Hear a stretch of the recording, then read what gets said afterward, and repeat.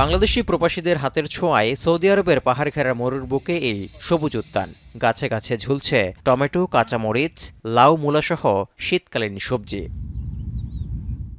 রাজধানী রিয়াদ থেকে প্রায় ২০০ কিলোমিটার দূরের আল খারিজ এলাকায় এসব ফসলের ফলন হয়েছে প্রবাসী বাংলাদেশিদের হাতেই। গ্রিন হাউসের পাশাপাশি খোলা মাঠেও হচ্ছে বাণিজ্যিক চাষাবাদ।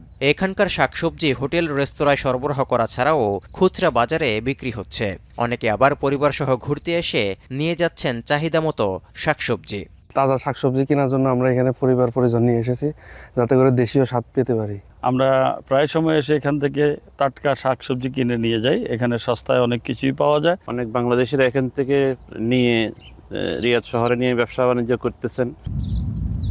মরুর বুকে বাংলাদেশিদের উদ্যোগে গড়ে ওঠা এসব ফসলি জমিতে কর্মসংস্থান হয়েছে ভারত, পাকিস্তান, মিশর ও সুদান থেকে আসা প্রবাসীদেরও। আমরা এখানে আছি বাঙালি, মিশরি, হিন্দি সবগুলা আছি। এখানে মাজরা, টমেটো হয়, খেয়ার হয়, শসা, মরিচ হয়।